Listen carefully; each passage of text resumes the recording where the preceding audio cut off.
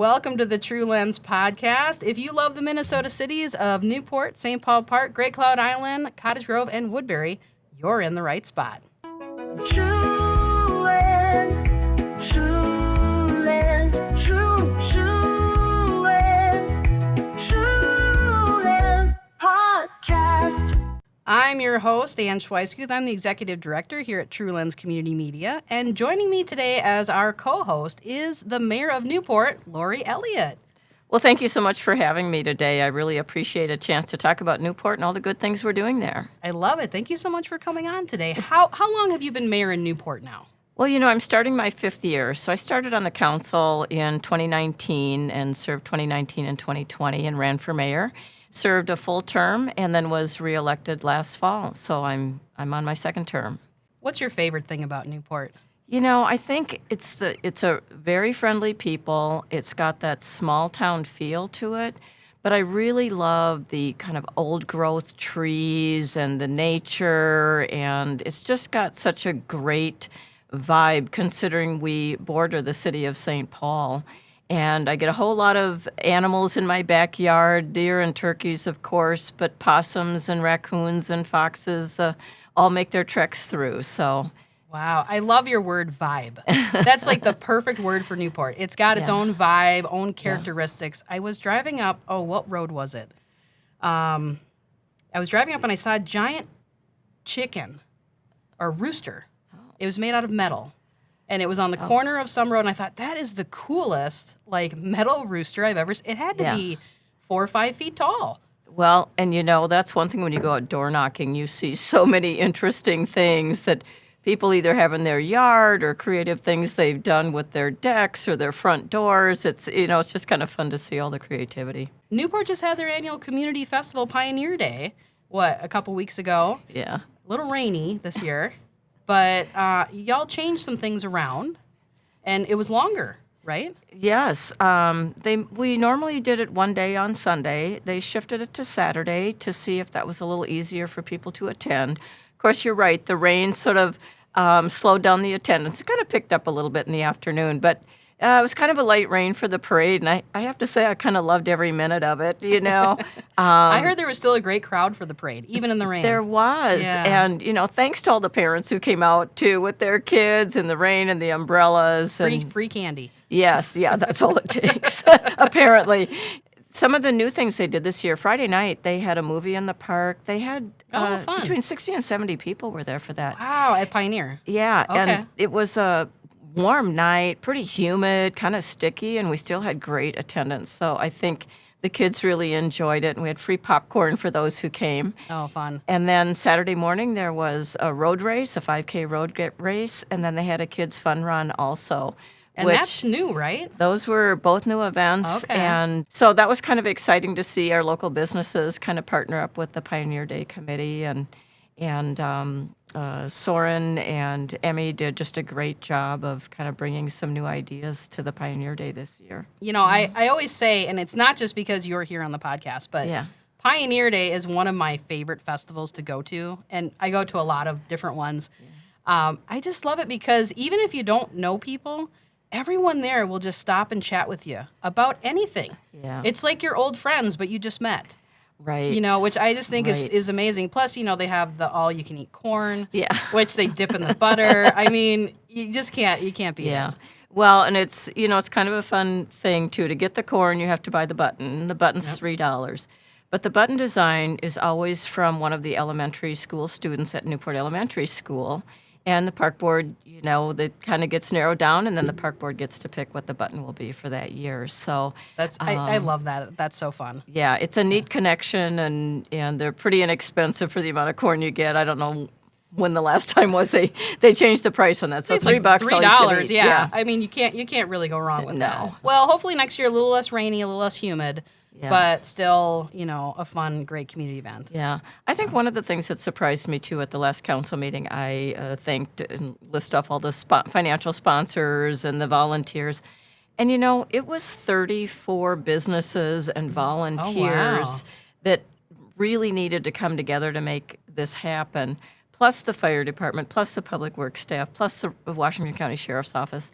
I mean, it just takes a lot of people to run even, an event the size of ours. That doesn't just happen. Right, Yeah. right. And the volunteers, I'm sure there was lots of volunteers that came out and gave their time. Okay, well, on this show, we watch some TrueLens community media videos, and then we chat about them. Oh. Are you ready to watch our first video? Yes. Okay. The first video I think you're going to love because it's about the Newport Dog Park. Great. And, this dog park opened last spring? Early summer? Technically, we did an opening in, I think, late November, and we did Okay. the grand kind of opening in April. It was just a little too cold. So this video is brought to us by producer Nikki Johnson.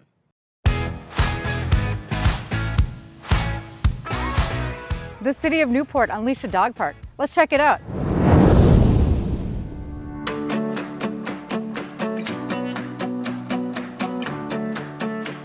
This is a great little place for me and my dog.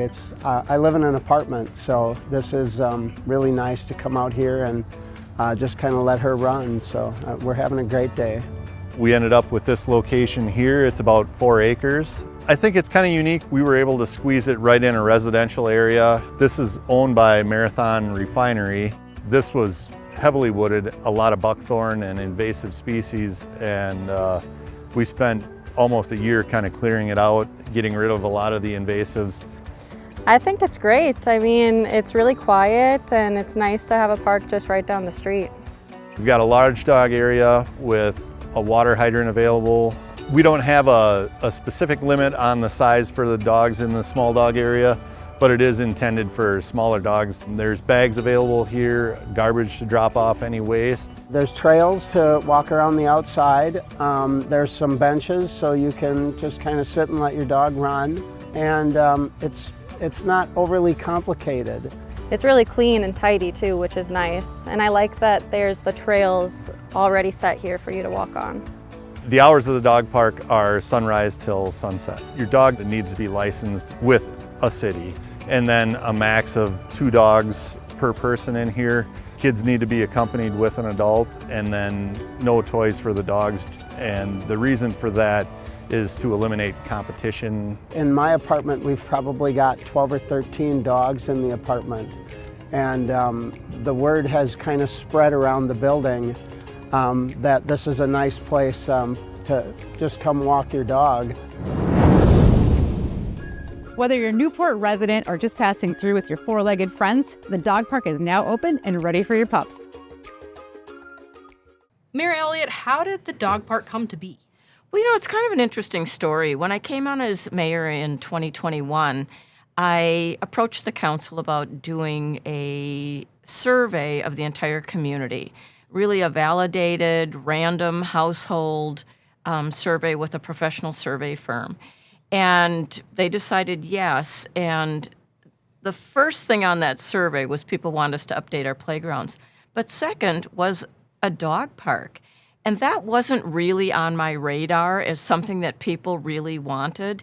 It even kind of surprised the survey consultant because only 32% of homes had dogs, but 71% wanted a dog park. So Interesting. yes, I thought that was Wow. just fascinating. So whether they had, family come and visit who had a dog or, something like that. I mean, or they see their neighbor's dog and they're like, yeah. yeah, That would be, that would be a fun Chile thing for could them. use a dog park. Yes, and so staff started looking around for possible locations, and we really liked the location we landed in because of all the trees. It was very natural, a really nice setting to it. We worked with Marathon Refinery to get, we have a 10-year lease on the property. Oh, nice. And so we've got about 8 years left now. Like the video said, it took about a year to do all the cleaning, lots of down branches and trees and stumps to really make it a nice kind of level park to go through. And so the public works staff worked really hard. There were huge mounds of brush over there. And I mean, fortunately, Marathon's been a really great partner with us as well. They helped come out and had staff volunteer to help do the wood chips along the that's trail. a great idea. Yeah, so it was just a lot of in-kind help to make that become reality. And I think one of the things I really love is we'd originally were thinking we'd do a chain link fence because that's what you typically see. Right. Well, they went with the agricultural fence, which is a lot more see-through, and so the neighbors can still see that nice natural nice. corner, and it was less expensive, so we saved some money with that. Win-win. Yeah, so That's it was it was really nice. I know when we originally opened, there was no bathroom there. We've got the porta potty in there this year, and so it's we've tried to do kind of all the things you would see at a dog park, kind of on a much smaller scale because of our size. So It sounds like residents are enjoying it. yeah, I just think it's great. And when we did our ribbon cutting, I don't know, we had 15 or 20 dogs there, and they were all, having a great time. And we had free ice cream for the dogs and free ice cream for people, and so it was a great turnout as well that day. So Maybe you could be the first city that has a cat park. yeah, maybe the cat cafe. I think you have to keep them in a building. I don't think my cat would care for a park, but dogs, they're a different breed. Exactly. Well, I mean, that's really. I know that Newport has been updating a few different area parks. Yes. Right? Yep. So we started with Pioneer Park, and we updated the playground and put in the ADA accessible turf there. And then we moved on and did the playground at Busy Beaver, which, again, a great partnership with Marathon St. Paul Park Refinery. That park, it wasn't quite $200,000, but we got a $100,000 donation from Marathon Refinery that paid for all of the playground equipment. We used park dedication money to pay for the accessible turf underneath.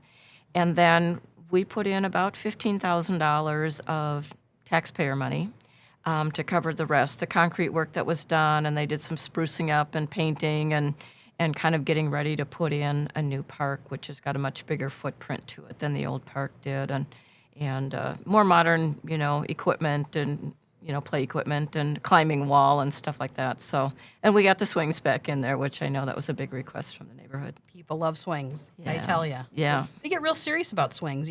Some people they require the baby swing. Some people want the regular swing. Some people want the sit down.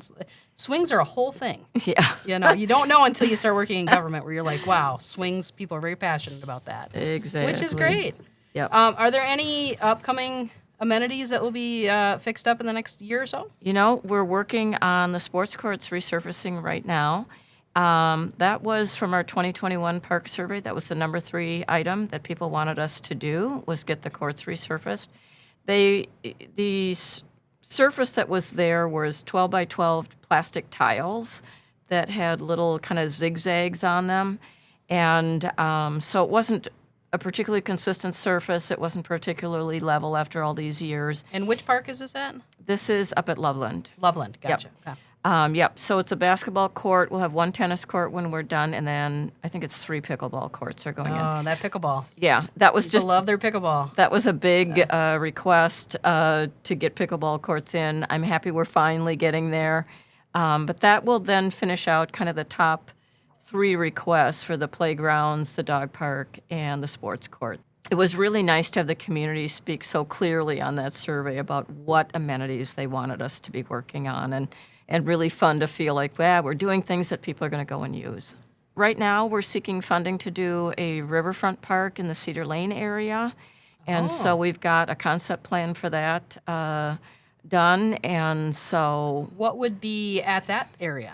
Well, we'd like to keep it a little bit more natural and kind of a quiet park, so some trails to be able to go along the Cedar Lane side of the park, which is the east edge, and then kind of east-west down towards the river, and a little bit kind of then wrapping around the river front area.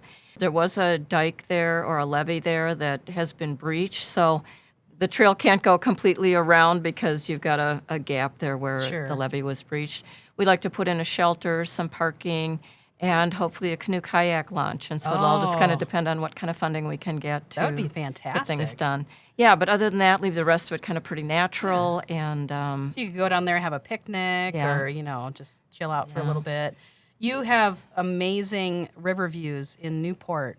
And a couple of them that are public at the end of 10th and at the end of 12th, you have overlooks. Yes. And I don't know that everybody knows they're there, but really a lovely place to just walk down and really be close to the river. Yes. Which is very neat. And I think you're right when they're overlooks. They're just overlooks. There's no like picnic tables or any sort of amenities there.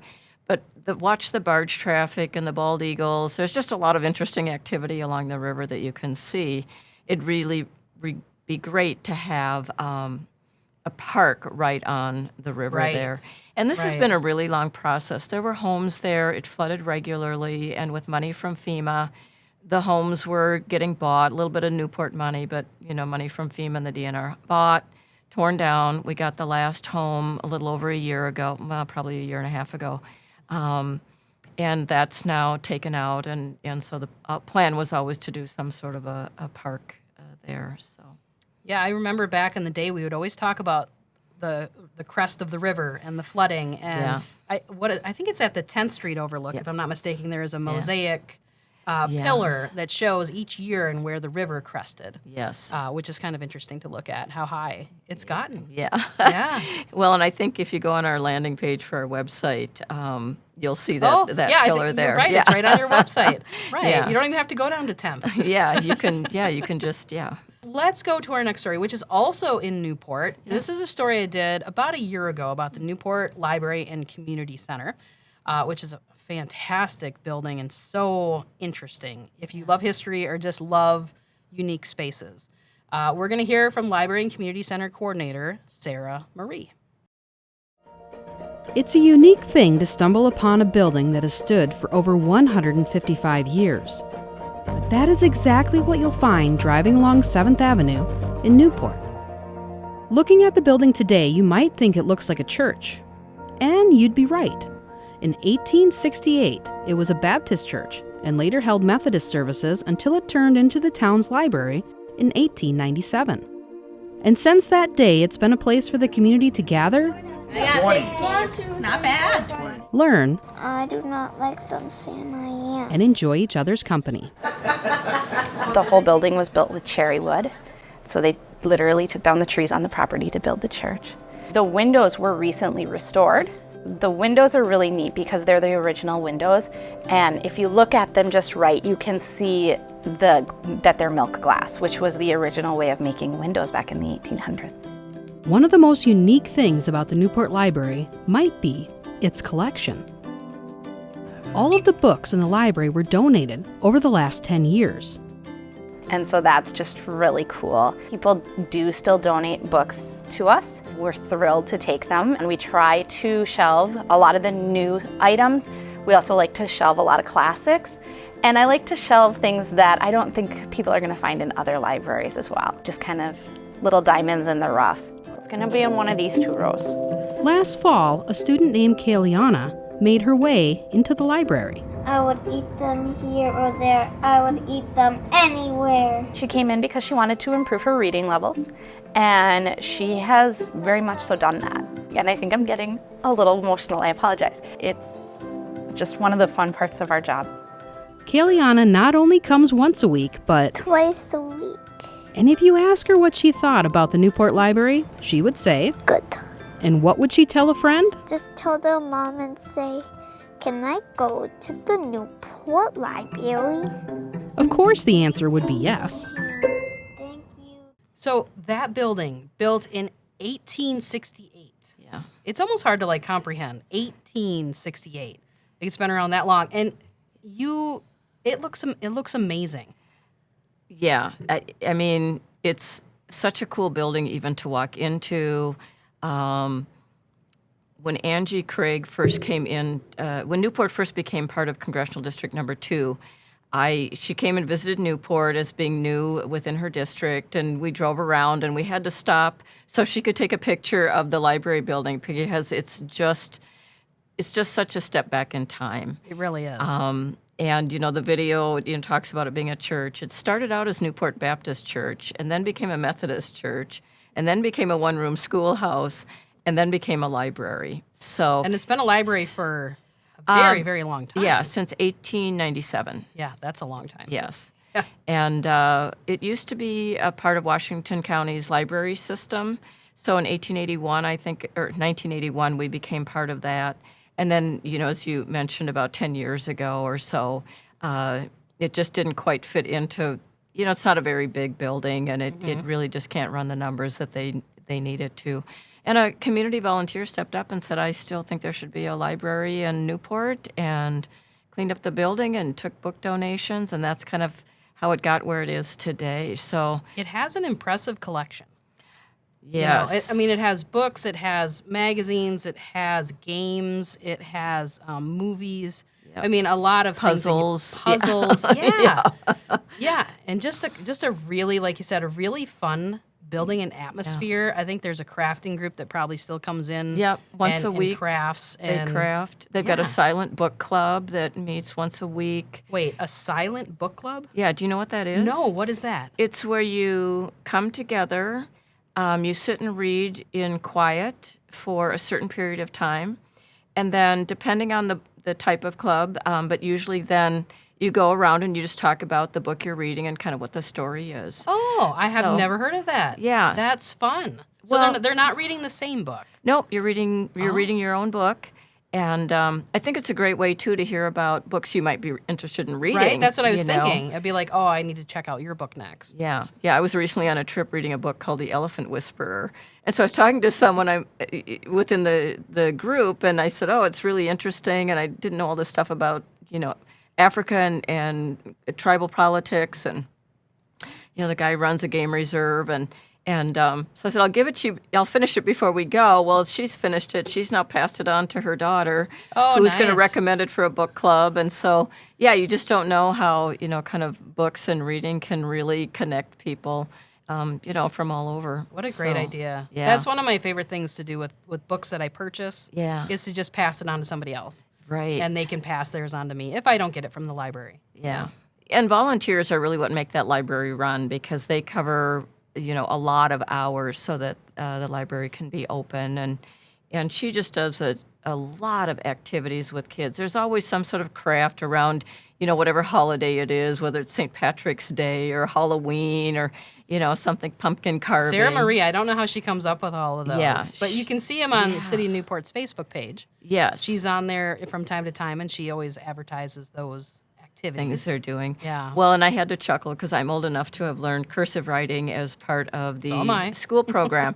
Well, now they've got a cursive club so that kids can learn how to read and write cursive. That's great. And I think it's so funny that it's like cursive is going to become sort of some mystery language. Like we cannot read these Right. old minute books because they're written in cursive. So I thought that's just kind of a neat way for, kids to just, kind of a neat skill to have and kind of a fun thing. Our And- old writing style is vintage now. Yeah. And it's cool. Yeah. Well, and they've got a senior coffee hour and a family story time that they do. I think it's on Saturdays, and They've done movies in the library where, Yeah. I think they did Cars one year, and the kids got to make, cars yeah. out of boxes. That's such fun ideas. yeah. She's just a very creative talent, and we're really fortunate to have her there. And South Washington Cares recently got Newport into the Dolly Parton Imagination Library. Oh. So this is anyone who has a child under the age of 5. You can sign up for free, and every month you'll get a free book for your child. It's mailed to you, and you don't have to pay anything. Then when they turn 5, they assume they're in the school system, and so no more free Wow. books. But imagine a book every month Every for month. 5 years. Yes. That's amazing. And you can build your own little library for your child. And so, I've kind of been out promoting the Imagination Library everywhere I go. How do people sign up for that? Is it online, or you go to the library? or- Honestly, if you go to our website and just hit the search bar for Newport Library, you'll find it. It describes the number of programs there, but at the bottom, she's got the Dolly Parton Imagination Library. So cool. And it'll click What you through. doesn't Dolly Parton make? Yeah, yeah. Free books, music. Yeah. She makes pancakes and Yeah. cakes. I love. Her mixes are amazing.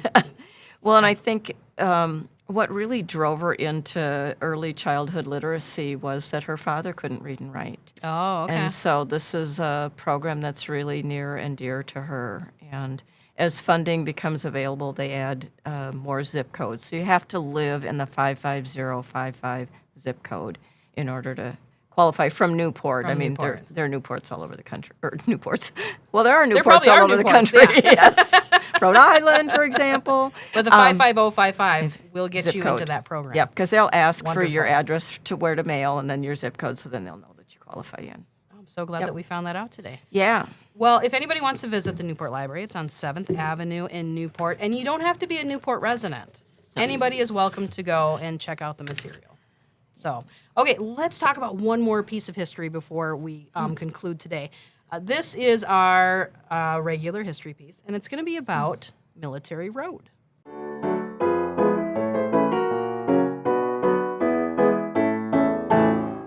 In this day and age, there are thousands of miles of roadway across Minnesota. But if we go back to the mid-1800s, people had a much different experience. After Minnesota was created as a territory in 1849, roads were needed to facilitate the expansion of the coming settlers.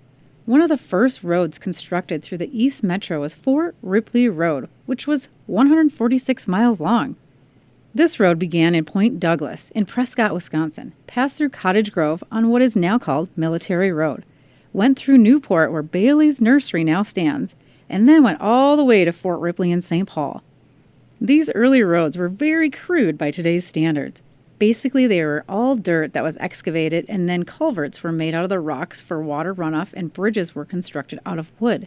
Mostly they were traveled by horse and wagon. Many of our modern roads were laid over the old Fort Ripley Road, like a portion of Lehigh, Lamar, and Lower Afton. There were also a few battles waged by property owners as this government road was being constructed. At one point, a landowner even ran the contractor off his property because he didn't want the road going through his land. Some wealthier landowners even had enough clout to force the road to go around their acreage. Grover Singley authored a book in 1974 tracing Minnesota's old government roads. Without his research in the 50s, we may have never known how the modern road system first got its start here in Minnesota. So we complain about traffic these days with all the stoplights and everything, but imagine like back then, traveling along Military Road, how long it would take you to get from A to B. Yeah, you know, to go way back into my history, my grandmother went to a boarding school that was 7 miles away from where they lived.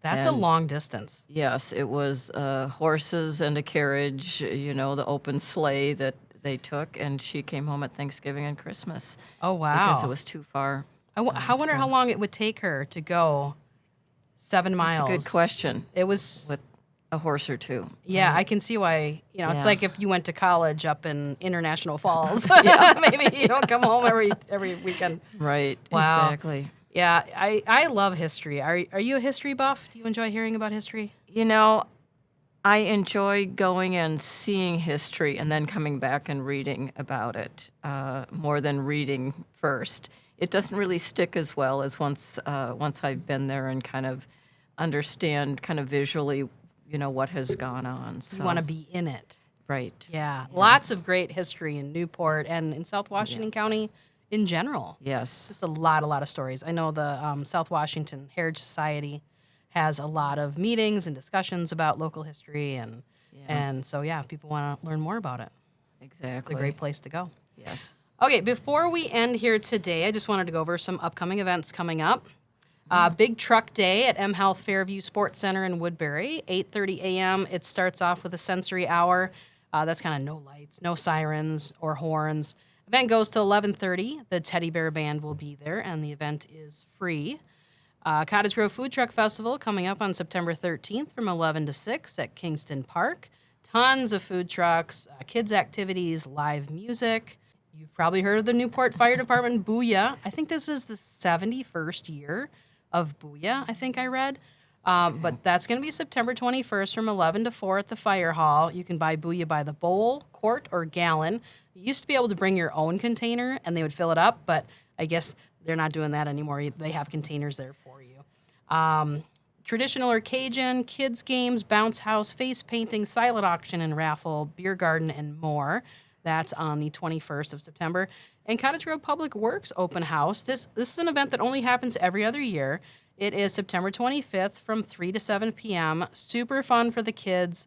They can drive a front loader with the trained pro, of course, and scoop up a giant pile of sand. There's free hay rides, face painting, and balloon animals. 3 to 4 p.m. is sensory hour, and that's a really fun event. If you have kids, you definitely should attend. And the last one is One Woodbury on September 27th from 11 to 2 p.m. at Ojibwe Park. The event kind of celebrates diversity, and they have a bunch of cultural musical acts that come in, food trucks, activities, and TrueLens Community Media is going to be there. So come and say hi to us. So before we leave today, Mayor Elliott, I've got to ask, what do you wish everybody knew about Newport, Minnesota? Well, I think when I initially ran for mayor, and Sarah Marie used this in the library clip, I really felt like it was a diamond in the rough. Like there was so much that it could be. And so since becoming mayor, I've been working very hard to take us from potential to reality in a cost-effective way. And we've been tackling some very tough issues. We are part of the PFAS settlement that involves 3M, and so we're working to get clean water within Newport. And we haven't had a problem where we need a temporary treatment plant, but we can see where the numbers are going as the wells get tested. We've also been tackling inflow and infiltration, and what that means is leaky sewer pipes. We've got problems all over Newport with this. The piping system was put in the 1960s. It was cast iron and clay pipes, and when I say clay pipes, that's like going to Gerton's greenhouse and getting a clay pot for your flower. Oh, wow. Okay. It had a hard ceramic coating around it, but after 60 years, it's the cracking and breaking down of that system. And, these are both expensive fixes. Fortunately, the PFAS has got the fund from the settlement that will pay for that. We've talked about our park system. We've done a lot of updating to our parks, and a lot of that had kind of sat undone for about 15 to 20 years. So there were a lot of things that needed updates. And we're also starting our work on economic development because the construction of Highway 61 really split Newport. It was, we lost a lot of businesses along Hastings Avenue because it was just the access was much more difficult. I don't think people who are new to the area don't think that they know how Newport used to be. Because it used to be a highway, like a true highway, where it had, was there 2 or 3 stoplights? 3 stoplights. 3 stoplights that you could stop, and you would, the downfall is to get across the railroad tracks. Sometimes it would take a while. Yes. But to get off of, onto Hastings and off was really quick. Yes. And now you just have the one access. Which has changed it quite a bit. Well, and we have one on the north end and one on the south end, but you're still a couple miles. On the north end, you're still a mile or so from what we would consider our downtown strip in Newport. And so, we used to have we used to support 3 gas stations in Newport. Now we have 1. Yeah. So that's an example of how you can really tell the lack of stoplights hurt businesses there. So, it was a lot easier to get across that road. And, right now what we're seeing is a lot of housing projects are coming in, though. We've had another building built at what we call the transit site, which is just at the 494 Maxwell Avenue exit. A 3rd building will go up. Most likely it'll start this fall and then get finished next spring. Amazing access to the freeway. Oh, yeah. From there, you're just right on the freeway. Yep. Yeah, we see that as kind of one of the strengths of Newport is the transportation. Getting to major transportation network is very quick, whether it's, going to downtown St. Paul, the airport, Mall of America, or other points. You can get on the highway pretty quick. We also have Cherrywood that's going in on Century Avenue. That's, I think, about 117 single-family homes and attached townhomes. We've taken proposals in for Summergate, which is in kind of the northwest, on the east side of Highway 61. It's in the northwest corner-ish, kind of by Bailey Road, south of Bailey Road, and east of the highway system there. I hear Quick Trip's going over there, right? We're in the early stages of what's being called Bailey Farms. Okay. That's a little further east of there. Okay. Newport, an interestingly shaped community, as I think a lot of them are, but we've got kind of Minnesota's got the little notch, We've got our own little notch that's Maplewood on one side and Woodbury on the other side, and then we're just, and it's part of the Bailey nursery originally. And so they are looking at selling that property, and Bailey Farms would be a quick trip, some, not warehouses, but kind of office areas with, some kind of more production warehouse type in the back, and then an apartment building with, the original number was 170 units. I think they're now up to about 190, and that would be affordable housing. But I think, when I talked about the diamond in the rough, and I feel like as a mayor, we're just playing a lot of catch up. And so I took some time last night to really think about what have we done since I've become mayor. And we've set a pretty high pace. I mean, I talked about the 4 biggies: PFAS, influent infiltration, economic development, and the park system. And we're tackling all 4 at once, and that's a lot for a very small staff. I mean, we have 4 people that sit in our administrative office, and only about, 2 people really can work on some of these bigger issues. But we've updated the logo on the city website. We've opened the new city hall and public safety building. We've replaced the Pioneer Park playground. We did a trail connection from Maxwell Avenue by 494 all the way over to the Northern Pedestrian Bridge. That was led by Washington County, but we kicked in money for putting the trail connection in there. We replaced hockey boards and lights out at Loveland Park. We've done millions of dollars of influent infiltration work along the Mississippi River. Part of influent infiltration is an environmental hazard. We have gotten congressionally directed spending money, which we ended up buying generators for our public works, both the building as well as the well houses and lift stations and pumps, because that's great, and people don't think about things like that, but it's super important. I was so surprised to find out they didn't have a generator to keep that, other than emergency lights, running. So when they wanted to open a door to get, say, a snowplow out, they had to manually lift. These are big doors. They're very large, yeah. And heavy. And so I thought, one workers' comp injury will pay for a generator to be placed there. And we had a couple generators, but they would have to stop what they were doing, like getting trees out of roads, go, pack up the generator. Not very efficient. Not efficient at all. Yeah. So we've done that, and we got some federal funding for that. We continue to do our planning for the PFAS contamination. The Busy Beaver Playground we talked about, the dog park we added. We've done a corridor study on Hastings and 7th Avenues. This is sort of the foundation for all our economic development work, which right now we're working on those recommendations, which is to update our zoning code and to do a trail study about where we should add trails into our trail system, as well as a little bit more code enforcement. So we've been actively doing that, so that the city is really ready when we go out and try to recruit businesses to come to Newport. They come into a city that's easy to follow the code. The city's got nice park features, which is important. Yeah. And the town looks like well taken care of. We've also done our second park survey. We did that last fall. Our community garden was recognized in the League of Minnesota Cities magazine. Great community garden. Yes, Yeah. and it's half of it is a giving garden, so half of the produce goes down to the Friends in Need food shelf. Yeah, that's all volunteers that All grow volunteers. it and pick it, and yeah, we've done a video about it on TrueLens Community Media. So Oh, we check could that have out. watched that. You can check that out next podcast. You come on, Yes, we'll watch that one. Yes.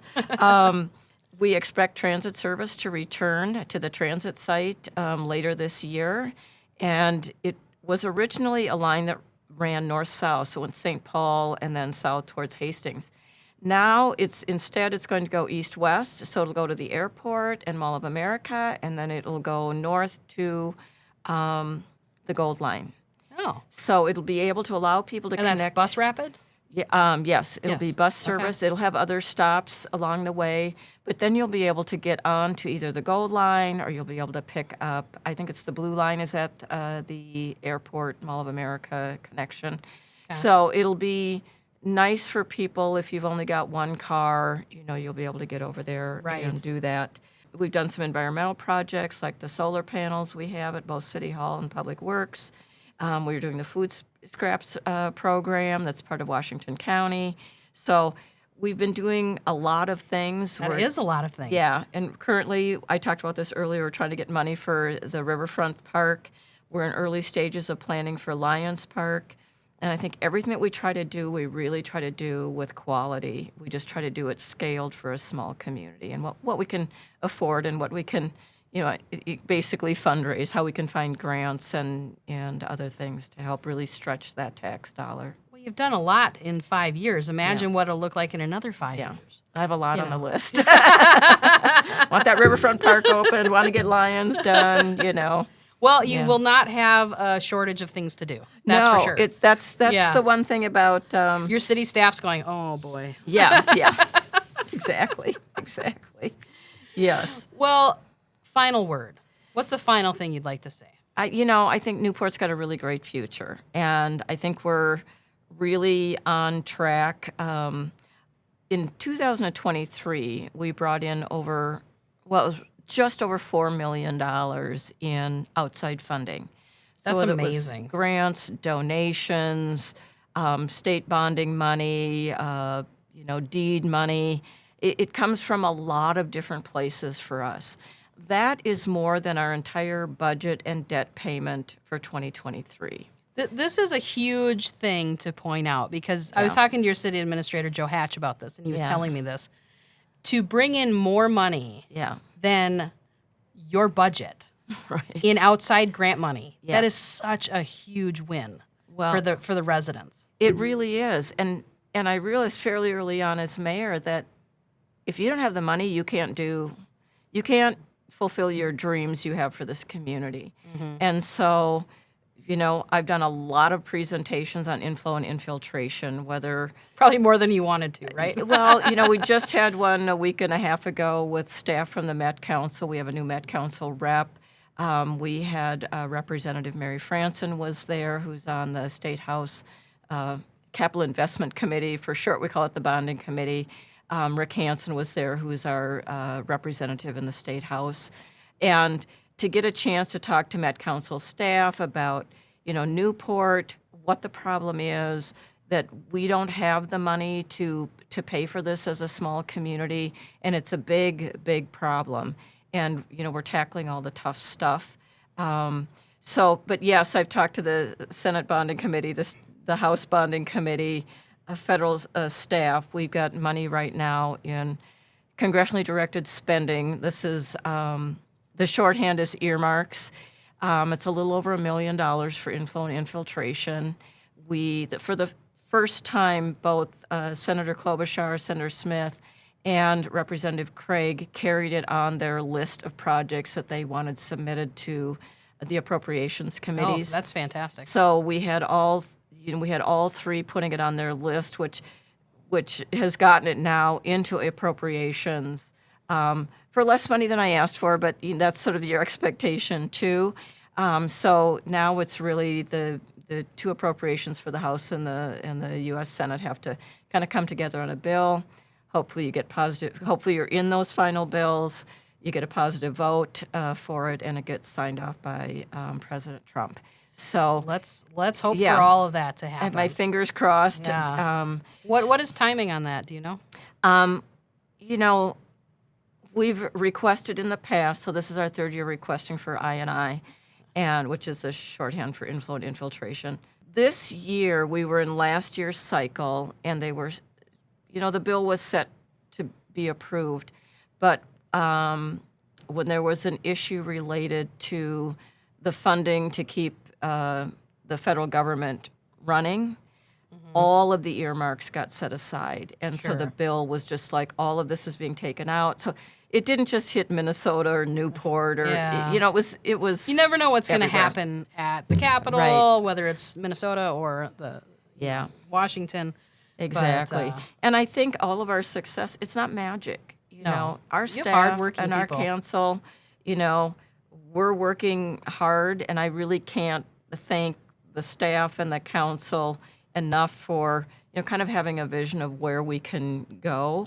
It takes significant leadership to say, we're gonna go for it. We're gonna do a survey with a professional company that we've never done before. We're gonna go after grants we've never tried to get before. So, you know, my goal is just to keep Newport moving forward and kind of keep reasonable property taxes.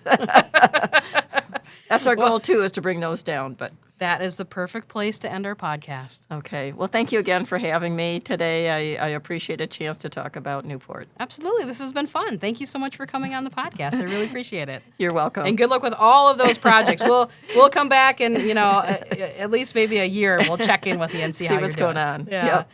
All right. Well, thank you for listening and watching. You can check out the TrueLens podcast wherever podcasts are found, and please subscribe. Thanks. Thanks for joining us. TrueLens Podcast. Subscribe now. Brought to you by TrueLens Community Media. Watch, listen, connect.